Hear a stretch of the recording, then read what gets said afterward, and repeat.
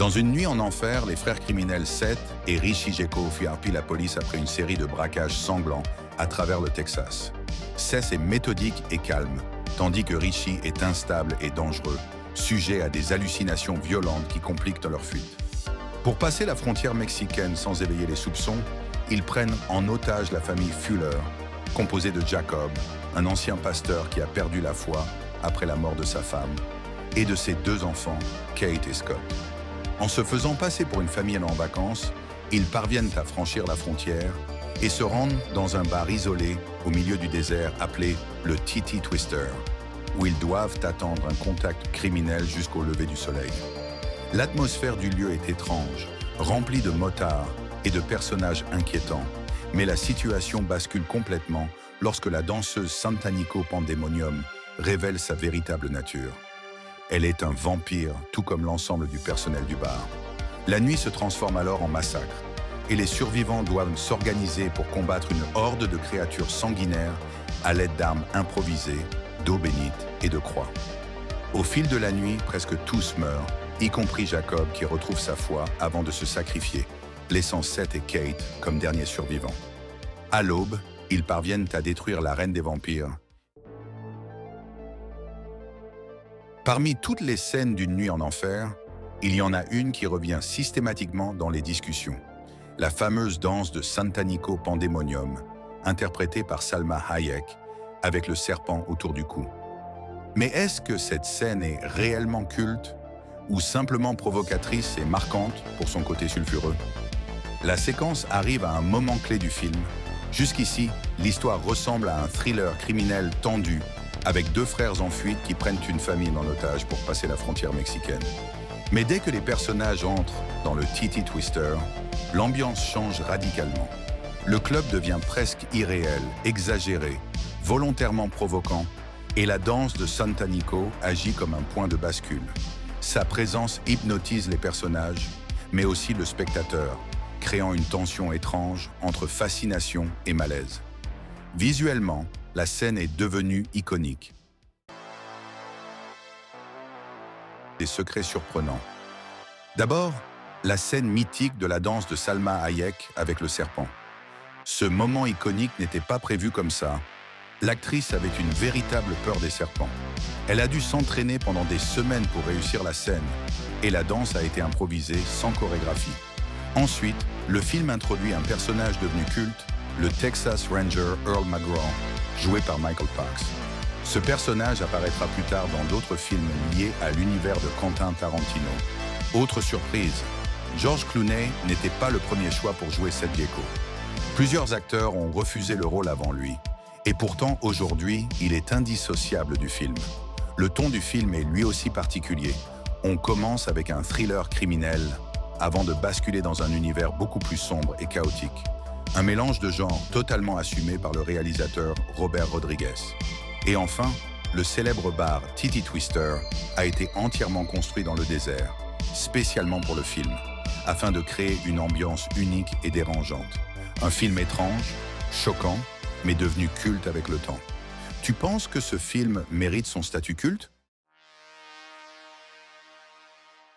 D'abord, dans le motel, lorsque Seth et Richard discutent avec leurs hamburgers, Seth tient un sandwich dans un plan, puis un gobelet dans le contre-champ. L'objet change sans logique entre les prises. Ensuite, le douanier qui insiste pour fouiller le camping-car, l'homme qui fait son discours au Titty Twister et Carlos sont interprétés par le même acteur, alors qu'il s'agit de personnages différents. Puis quand Richard frappe à la porte du pasteur dans le motel, on aperçoit derrière lui une porte qui ne correspond pas à la configuration classique d'un motel. La disposition des lieux semble incohérente selon l'angle de caméra. Après, au Titty Twister, certaines blessures et traces de maquillage changent selon les plans. Le niveau de sang ou les marques ne sont pas toujours identiques d'un plan à l'autre. Enfin, entre 2 plans, le père tient ses lunettes dans la main alors qu'en contre-plongée, il a les lunettes sur son visage. Tu en as repéré d'autres? Est-ce que Une nuit en enfer est vraiment un film culte ou simplement un délire complètement improbable signé Quentin Tarantino et Robert Rodriguez? Sorti en 1996, le film commence comme un thriller criminel brutal. On suit Seth et Richie Gekko, deux frères en fuite après une série de braquages sanglants. Seth, joué par George Clooney, est froid, méthodique, presque professionnel, tandis que Richie, interprété par Tarantino lui-même, est complètement imprévisible, instable et parfois même dérangeant. Dès les premières minutes, le film impose une ambiance tendue, violente, très réaliste, presque comme un polar indépendant typique des années 90.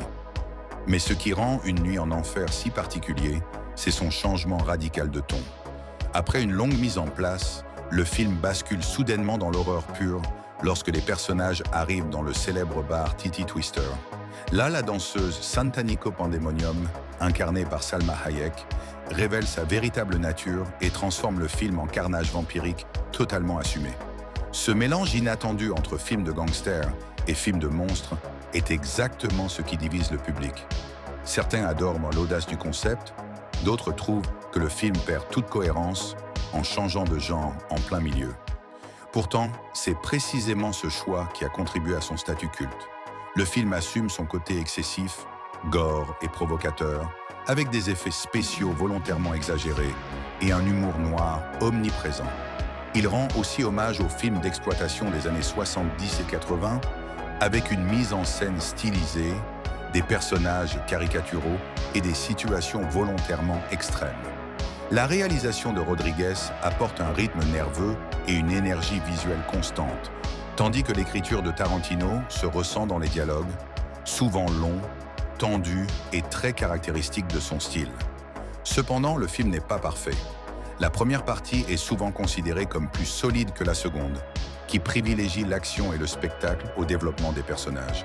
Certains spectateurs peuvent trouver que la dimension horrifique prend le dessus au détriment de l'histoire initiale.